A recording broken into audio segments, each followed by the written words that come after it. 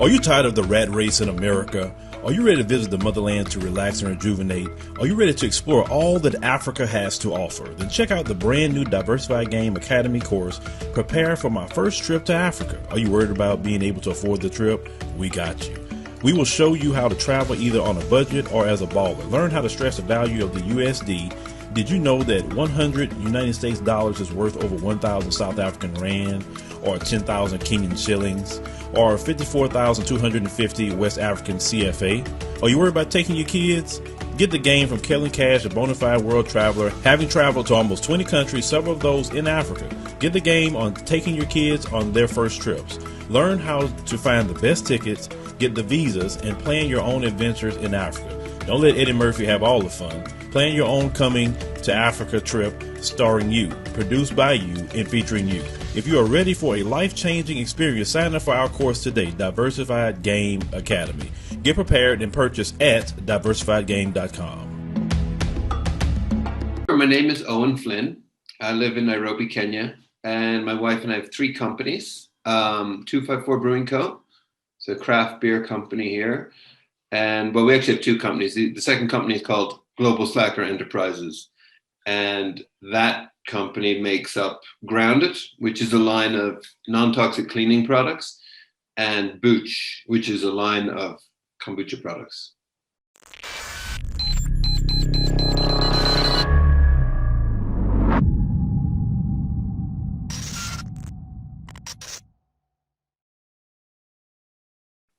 Hey, it's Kellen, and today on Diversified Game, I have Eoin Flinn, and this man and his wife have so many companies going on that I'm going to have you check in the description box.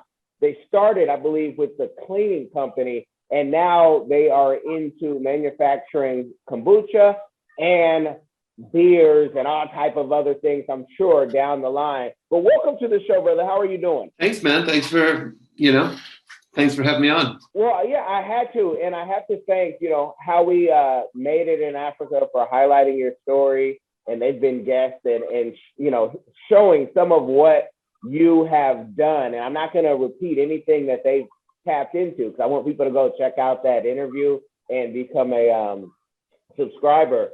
But I have to ask, you being from Ireland, living in the States for about a decade, or more, now being in Kenya, what makes you, become a nomad and say, let me go check out all these places? I mean, you graduated, 3 out of top of your class, and your quantitative scores in Ireland were like amazing. So I just want to know what type of a genius and how that genius mind works. Well, we lived in America when we were kids, and I think my parents were quite nomadic, moving from Ireland out to the States. So then we were back in Ireland.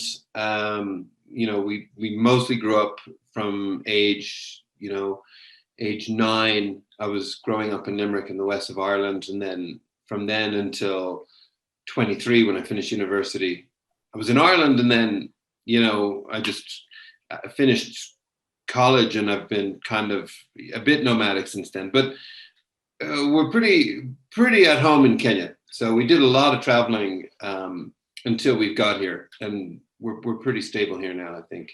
Okay, and you, I know you were in China as well. What prompts the moves? Is it that you see an opportunity?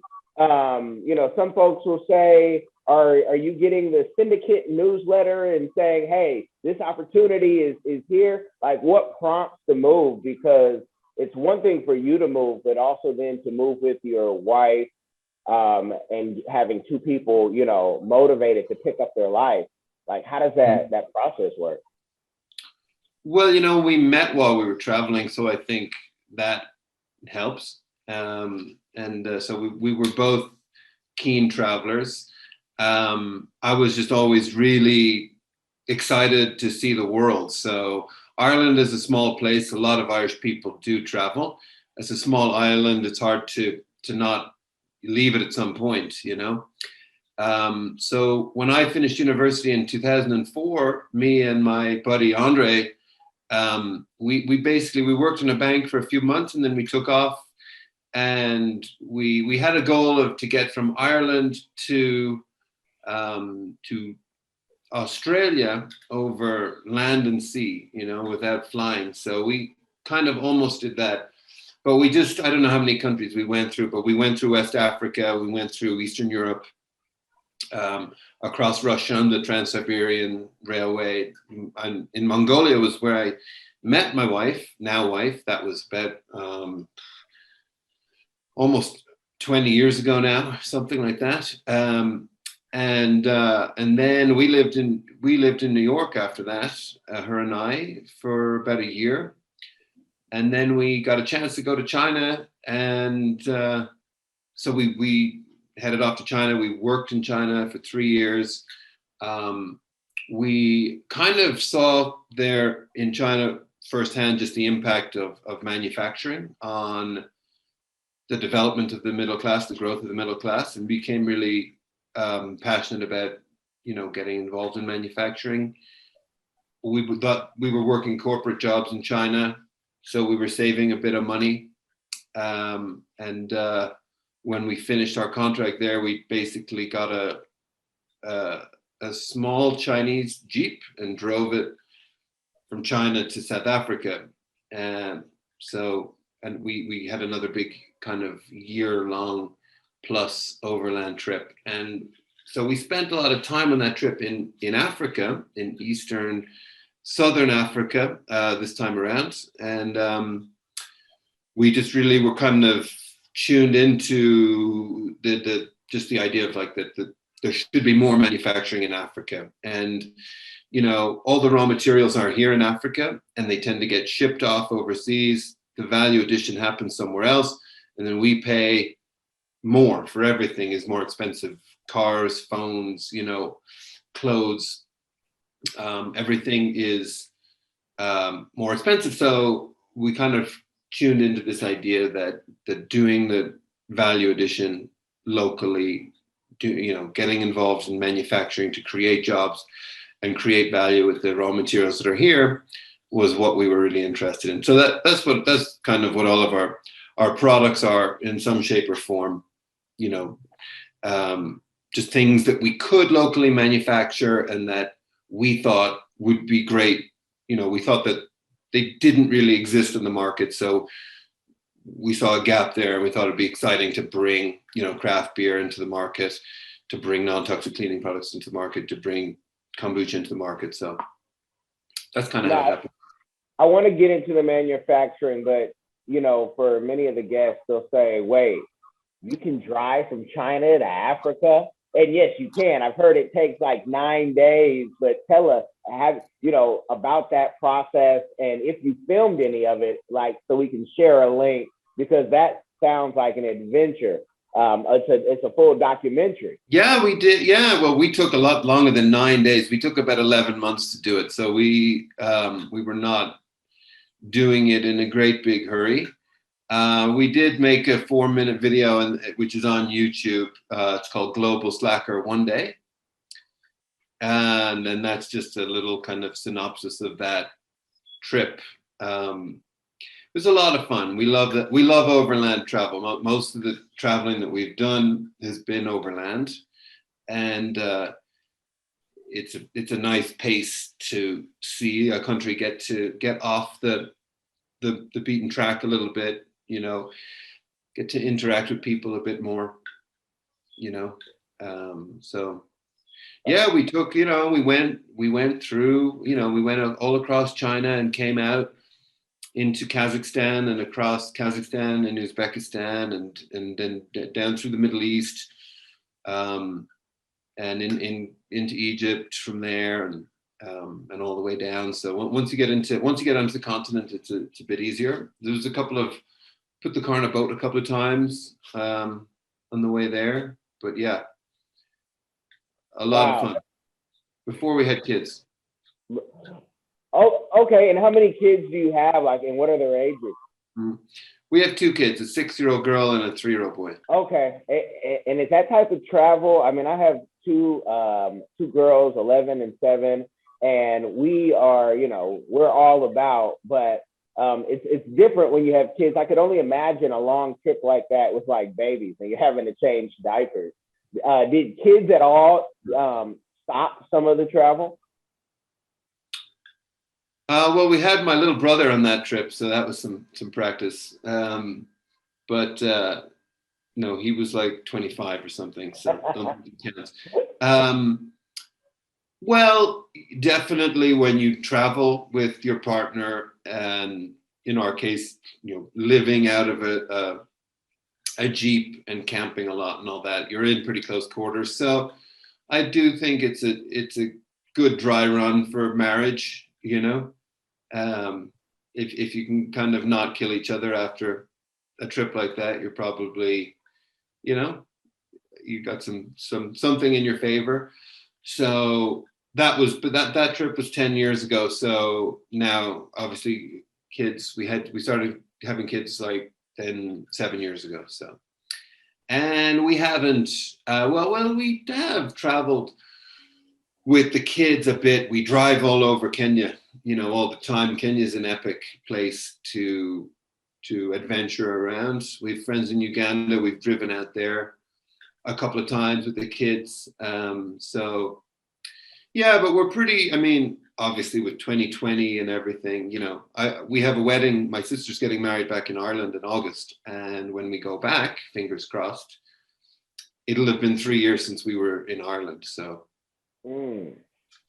definitely not flitting around the world like we used to. And obviously you have to pay for kids' airline tickets and so on. So we're pretty happy just staying on the ground and not dealing with airports. Well, with having not one business, but multiple businesses going on and having family and kids, many people struggle with just managing, business.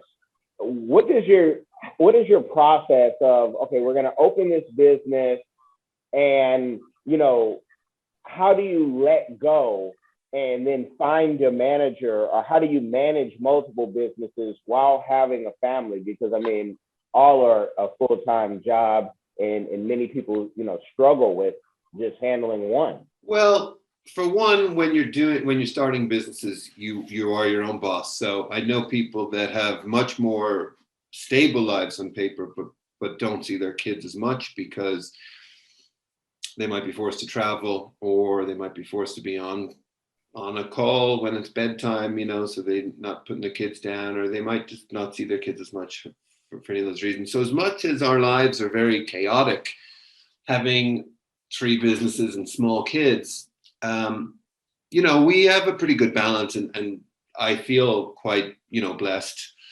that we get tons of time with our kids, and we have help here as well. And we just have flexibility, in terms of, like, I'm working from home here. So I'm seeing a lot of the kids today and catching up on what I want to do on the computer and stuff. So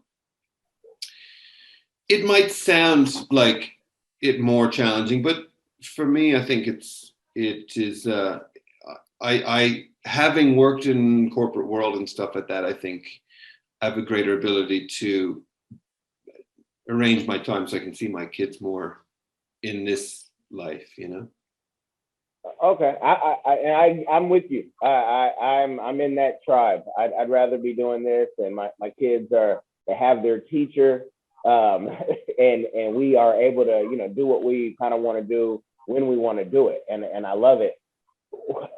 With managing the businesses, do you have a system? Maybe you'll write a book on it if you do, where you say, what, we've structured this business. I know the manufacturing is the big thing for you. So once I have that, system going and the factory is moving, I can then dedicate my time because I have proper management that I, might not have to see them for once a month. I know certain entrepreneurs say, I haven't been in the office in 3 years because, they have the factory going in their business. Mark Cuban talks about that in books and different speeches. But how is that process for you? Because many folks won't let go of, just the day-to-day, and you can't manage the day-to-day, I would think, for every business the same. So how does that system work for you? Well, I think in our case with manufacturing, we kind of started off working in a very large company of 30,000 people, and then with down to a medium-sized company with you know at 20 people, and then down to starting a company on our own. So I do always advise people to when they're coming out of college to go and get a normal job instead of just trying to be an entrepreneur right away, because you can see what it's supposed to look like at scale, um, and then as you get closer to starting your own business, you have a little bit of a path where you want to get to in reverse. In our case, we've always been passionate about the actual product, wanting it to be not just a little bit better, but a lot better than what's out there in the market.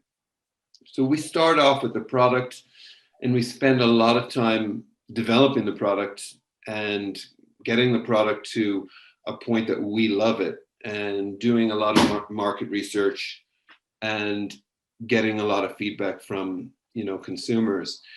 And then I personally also, I love brand development, and I love the combination of a great product wrapped up in a great brand is something that can really connect with people. So that's always the fun part.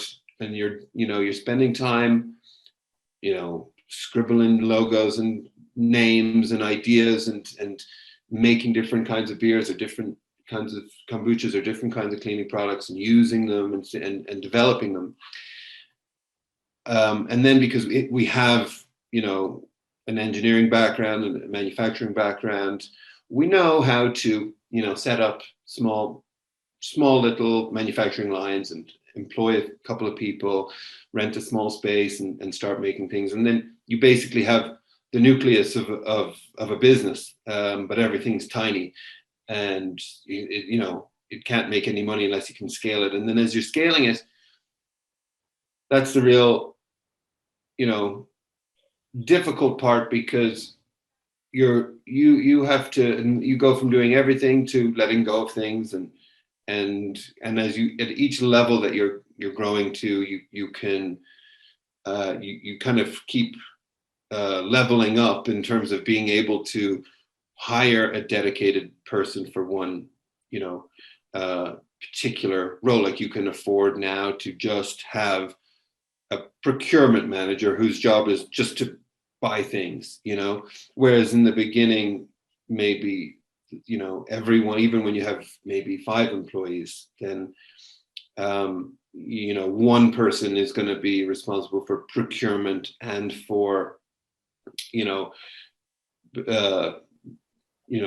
manufacturing development and something else, and they're doing social media as well, or whatever it is. So it's not only you as the entrepreneur who's doing everything in the beginning when you're only one person or 2 people, or your co-founders, whatever, but it's at every stage. When you're at 5 people, at 10 people, at 50 people, at 100 people, those roles and responsibilities keep kind of dividing up and changing and getting better. But each time there's a transition, it's a relief in the one sense, because now we have this person who's just responsible for procurement, and it used to be done by this person who also managed logistics and distribution, and she wasn't an expert in procurement at all. And now we have this person who's spent 20 years being a procurement manager, and they're great,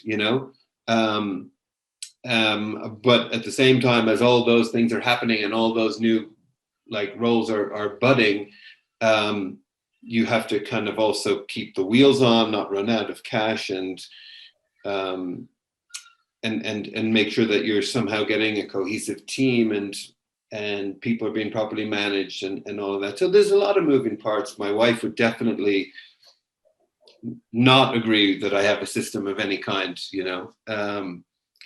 but she is much more systematic than I am. But I think I have a system, all right, but it's my system is probably a bit more from 30,000 feet, you know,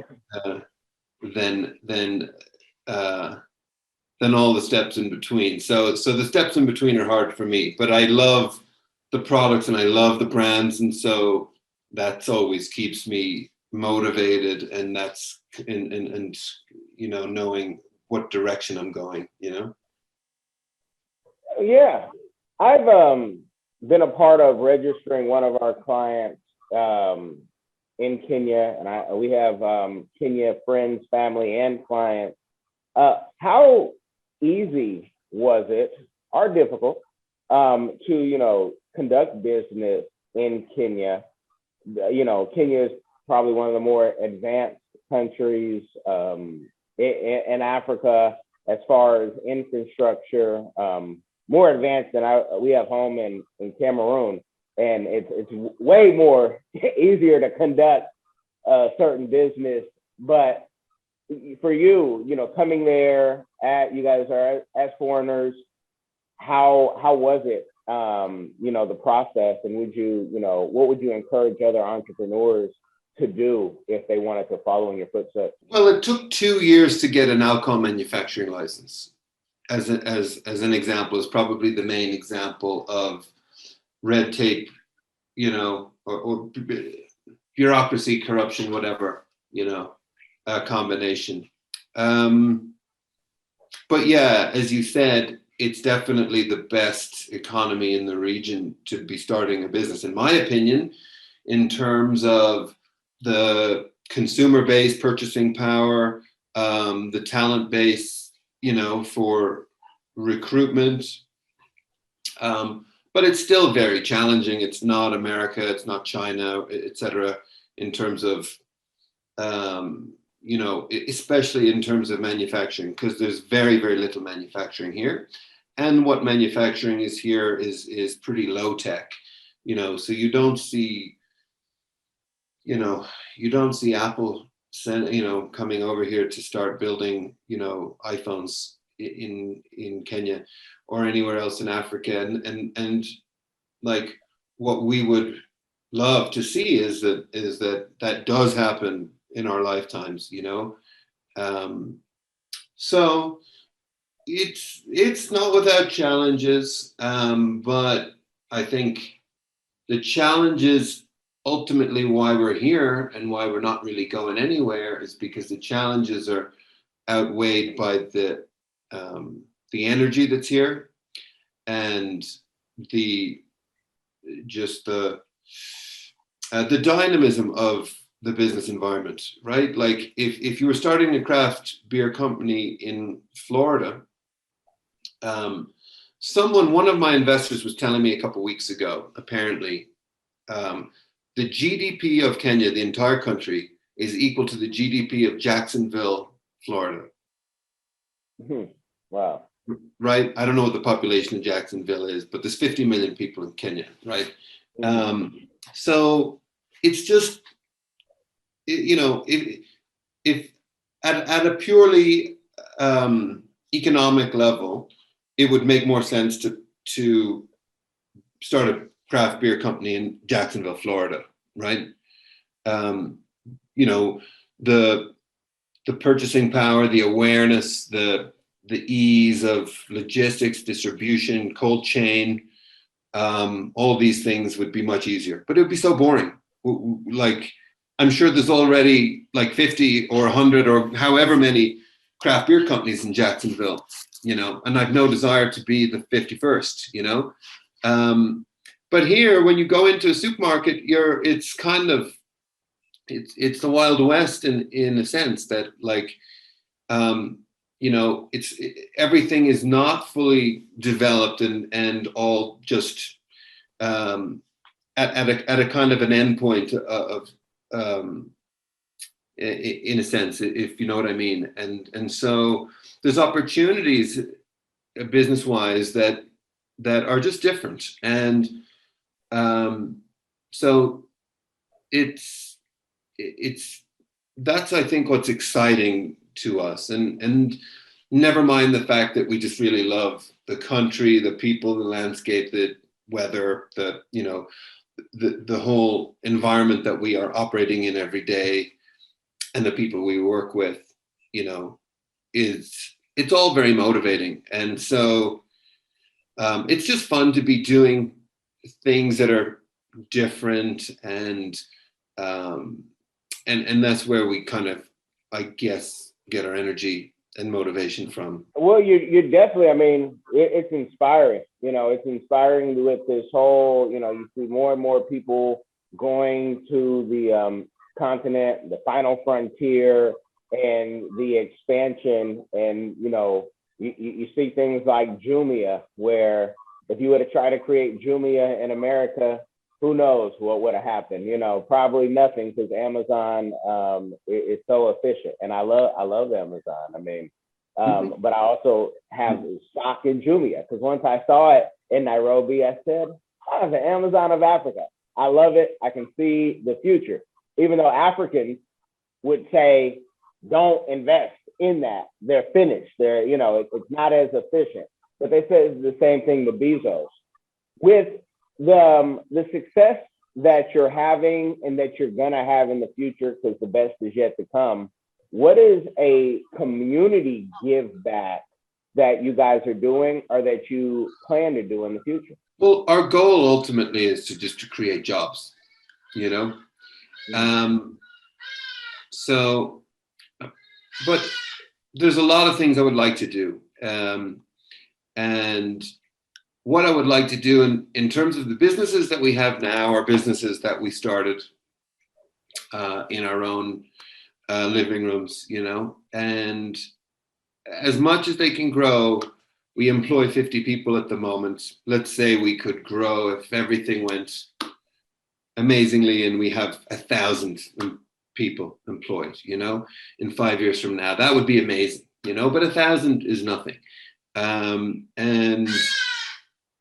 So one of the things I'm thinking about, and then the next phase is just, how can we spur that development of tens of thousands, hundreds of thousands of jobs, through manufacturing? And is there a way to do it? You kind of mentioned the leapfrog concept in Africa, right? Like we kind of, for example, mobile phones, we never really had landlines. There isn't a nationwide infrastructure of landline technology, and now we don't need it. So we just went straight to mobile phones. And you could imagine with manufacturing, with industrial revolution in Africa, every other country's industrial revolution has been very bad for the environment, and so you could imagine a green industrial revolution happening in Africa, and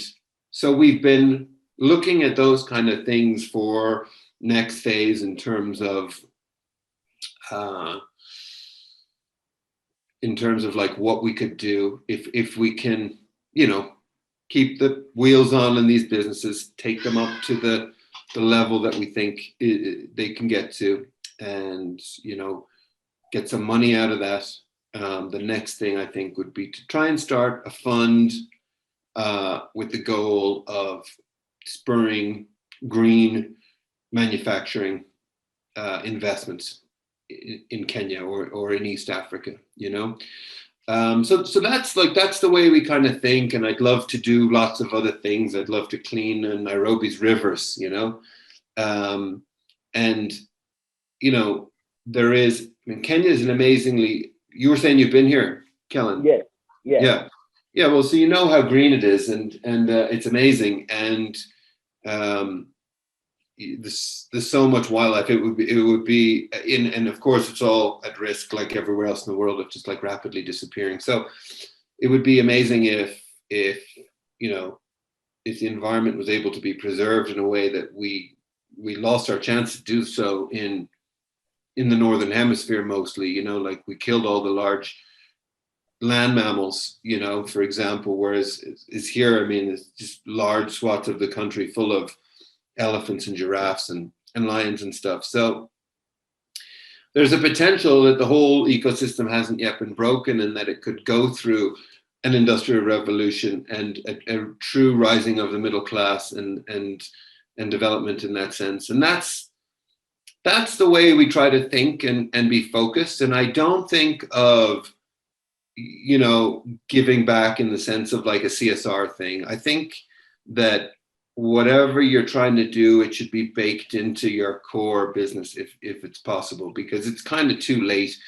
to have a core business be plundering the planet in one sense or other, and then, have a kind of a CSR program on the side. I think everybody should be really, whatever your business is, for us, in the case of kombucha, let's say, we put in glass bottles. Our life would be a lot easier if we put them in plastic bottles, or even in beer, we use glass, because I know in America, cans are recycled, but here they mostly end up in landfills. So we go with glass, even though it's more expensive.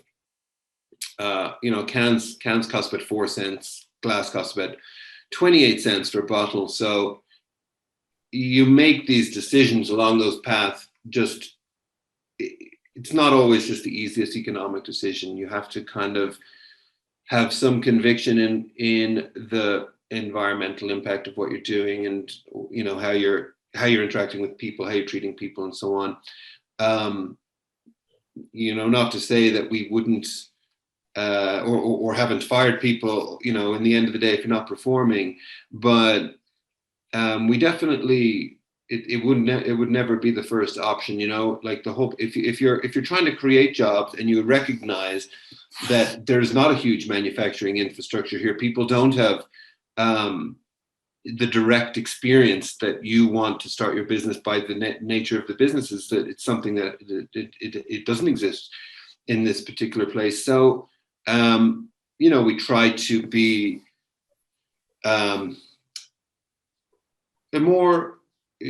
create a good training environment, a good management environment. Not that we're amazing at it at all, especially me, but that's what we try to do. Try to bake in whatever good we're doing into the core business. And you talk about, you've traveled and you've seen so much. Can you let especially the American audience know the tech that you have seen from, even Asia to Kenya? I remember it was a couple of years ago, I took my family, we were in London. We couldn't take a bus because we weren't contactless, right? We had pounds, we had dollars, but because our contactless wasn't set up, we could catch a bus. But you hear Asia's been not having to hold money for a while. In Pesa, in Kenya, you can send money. In Cameroon, they send orange money, and MTN, just things are going. Since you've been able to travel, what do you see America as far as technology, and especially from what you saw in China? Like, are we just light years behind? Is who light years behind? America. In terms of mobile money? Mobile money and anything else that you have seen. Like, I remember being a kid and them saying, hey, there's a Mario 27. And we're like, what? Where? And you had to go to Japan or something. So I just want to have you give a realistic view of how, advanced is China, and maybe even Africa, since China is, in Africa, very heavy compared to what you saw in the States. China is very present in Africa. It was something that we paid a lot of attention to, having driven from China here and speaking Chinese and stuff like that. Kenya is kind of hailed as the beginning of mobile money. I think it really started in Somalia, but Kenya was the first big economy that took it on. And I mean, yeah, I don't know. I haven't been in America recently enough to know if everyone's using Venmo or whatever it is now, but everyone has mobile money in Kenya. You can be, the poorest guy in the street in the slum with your little Nokia phone, you will have M-Pesa on there. So it's completely accepted as currency, and it's very, very efficient. The fees are very low, and it's another great example of that leapfrog concept again. So what else do we have here that's ahead of the curve? Well, I mean, look, I'm talking to you on the internet here. I mean, the internet in Nairobi is usually if I'm Zoom calling with people in Ireland or America, if it's a bad connection, 9 times out of 10, it's the Irish connection or the American connection. I mean, our internet here is, we stream everything, you know, everything we watch, you know, we have Netflix, you know, it's seamless, high quality. We have a projector in our living room, and it's, you know, it's fantastic, you know. I think, I mean, Kenya is on the equator and it's high altitude. Nairobi's at about 6,000 feet, right? So on the equator, I think higher than, you know, Denver or whatever. So it has an amazing climate, sorry, and everything grows here, you know. So, you know, for me also, like, I would love, there's a lot of stuff is going on with technology and agriculture, and, you know, I would love to also somehow be part of that revolution where we could be, you know, Kenya could start really producing more high value crops, you know, but we're growing like corn and, you know, more basic commodities at the moment. And there is stuff going on in terms of technological leaps that may be coming in that field, but I'm not really an expert. So I don't know. I mean, we can, like, there's obviously very many challenges, you know, as well. I mean, the roads are not good, you know. We are lacking in a lot of basic, like, physical infrastructure things that hold us back and, like, limit ability of doing business, you know. So I don't know. We have a few nice, good examples like M-Pesa and mobile phones and stuff like that. But unfortunately, it's usually these technological leaps are things that we can import easily, you know, and we can code them here, right? But going again back to the manufacturing thing, I think if we were building things more here on the ground, I think that ability would accelerate, you know.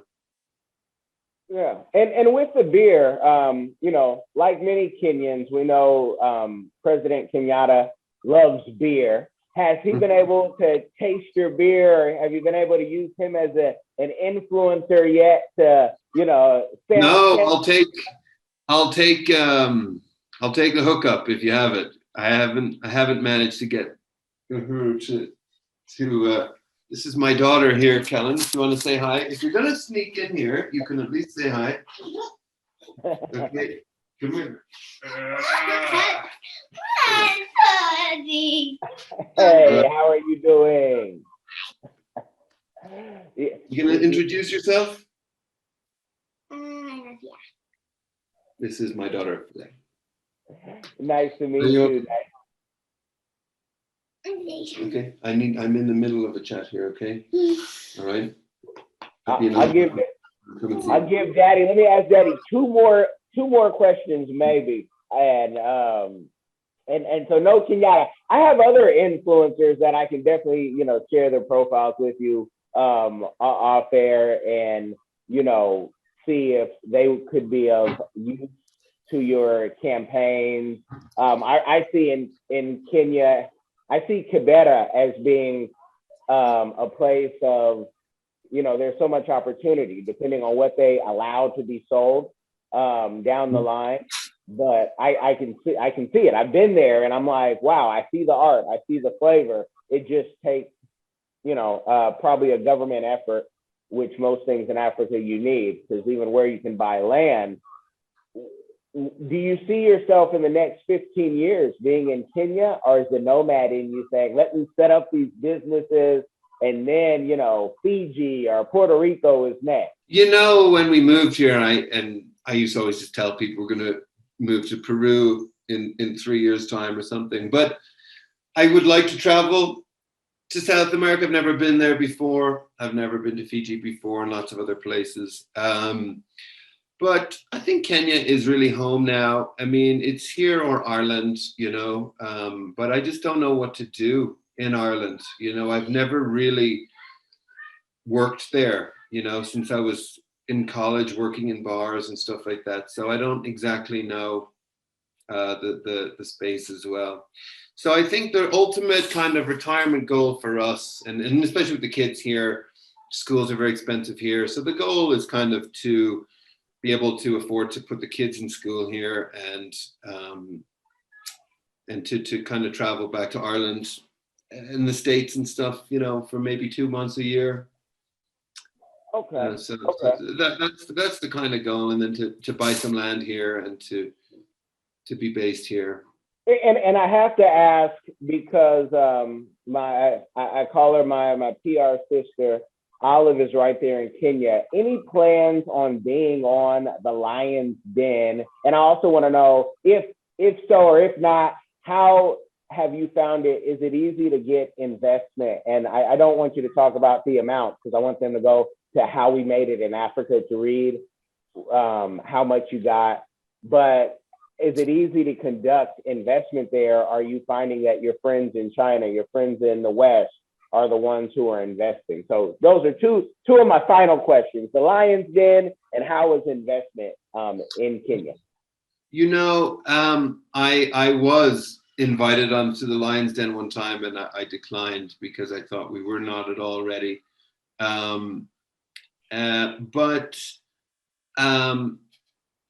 most of the money we've raised has been foreign investment. We've raised a little bit of money locally.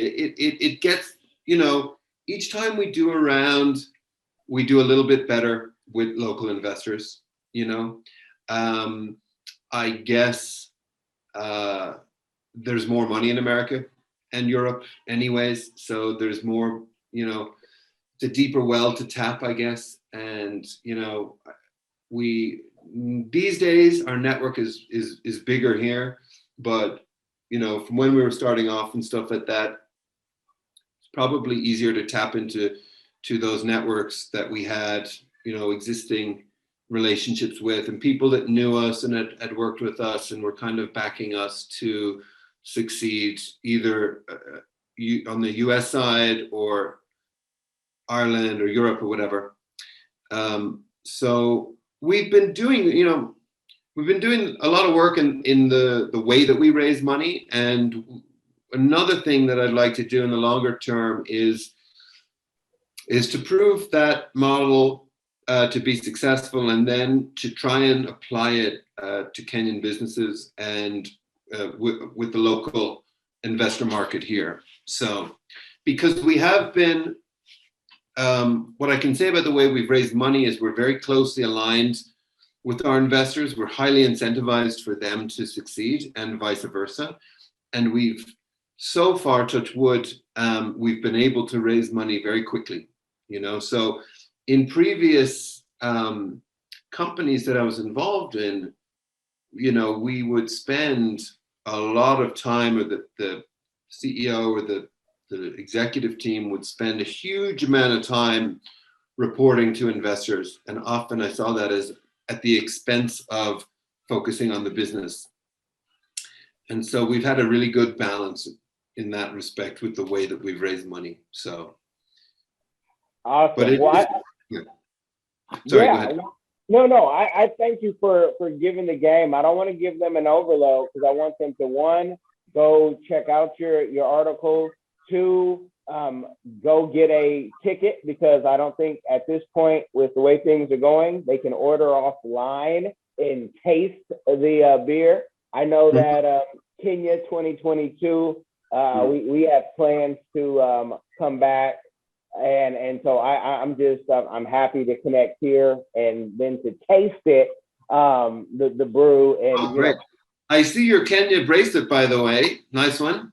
Oh yeah. Thank you. Yeah, I keep the Kenya bracelet. You take it off, your friends and family, they'll say, "Hey, where is it?" The same thing. I have my Ethiopia bracelet on as well, people. But yeah, we're going to take this great conversation offline because we're going to talk influencers, folks, and I'm going to send over some stuff via WhatsApp. So thank you for coming on. Super. Thanks. Great to meet you, Kellen. And definitely let us know if when you're in town next year, if you are. It'd be great to hang out in person and give you a fresh Kenyan-made IPA.